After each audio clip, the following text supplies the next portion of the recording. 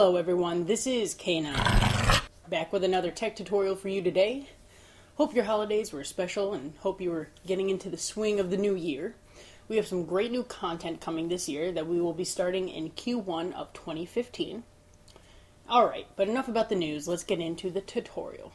So today we will be discussing how to back up your data effectively and properly. So let's go to school and start with the basics. Why is backing up important? Backing up your data is very important, and that is because if something, there could be several different things, were to happen to your working copy of data, you want to have the latest copy within arm's reach, so to speak, and be ready to go so you can continue on with your work. So what are the causes of lost data? Well, hard drives aren't perfect.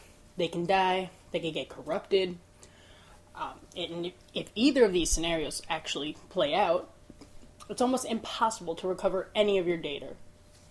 Crumple it up, throw it away, it didn't happen.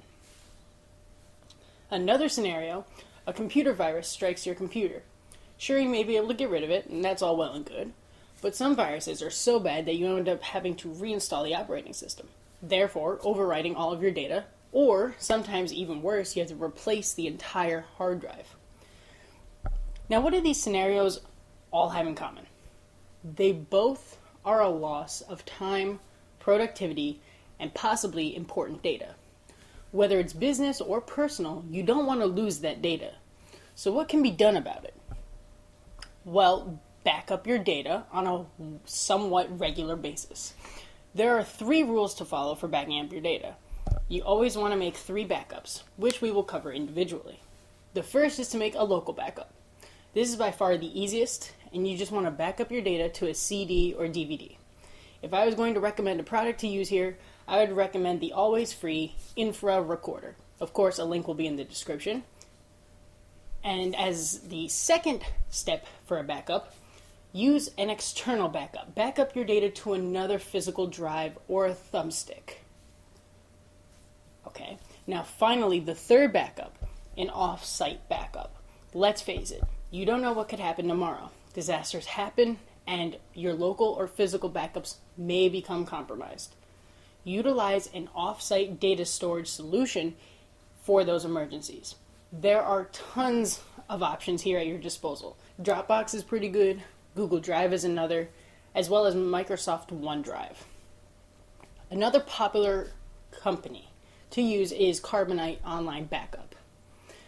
That one does cost money, however, so I will leave this decision up to you, but utilize a external off-site storage solution. So we've covered the threat and the protections you can plan for, but I'm going to let you in on a little secret. A 4th backup that you should also always do. Scenario. Let's say you reinstall your operating system or you put in a new hard drive, right? You've successfully revived your computer, but in the process, you lost not only your personal files, but your software and your configurations. The solution here is to make a full system image. A full system image is a virtual disk image that is a clone of your computer in its current state. This enables you to, at any point, restore to that exact system image. So, let's go through how to make a system image and how to restore one. So if you're on Windows 8.1, you will need to open your search bar with Windows key S and search for File History. Open up File History and there will be a link at the bottom that says System Image Backup. Now on Windows 7, open your Start menu and choose either Getting Started or search for Backup Your Files. Click on Backup Your Files and in the resulting window, choose to create a system image. Okay, so now in this menu that pops up, you have 3 options. You can make a digital copy of your system and save it to your hard drive, burn it to multiple DVDs, or save it to a network location.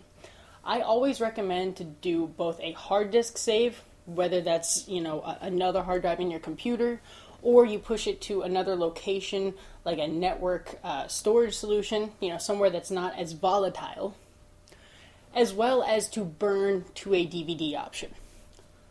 Once you have selected your destination, choose which hard drives you want to include in the backup, and you can go ahead and start the process. Obviously, this can take a long time depending on your conditions, but once it does complete, you'll be prompted for if you would like to make a repair disk. Choose yes and let it burn this as well, because you will need this to restore your system image.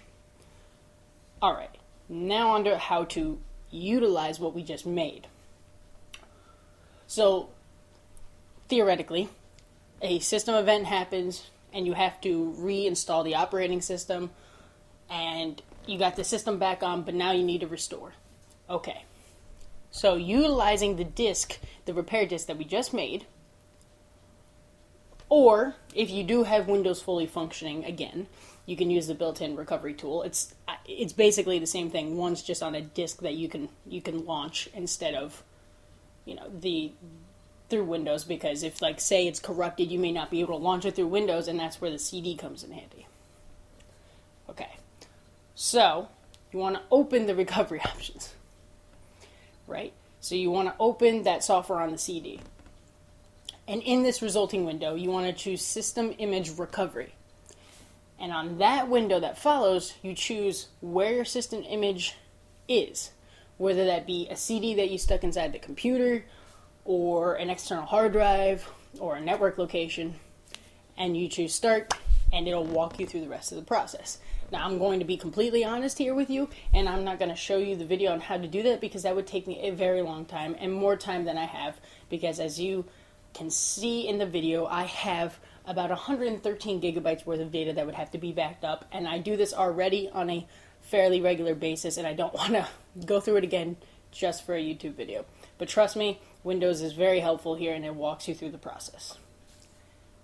Alright guys, I hope this video really helped you out if you needed it.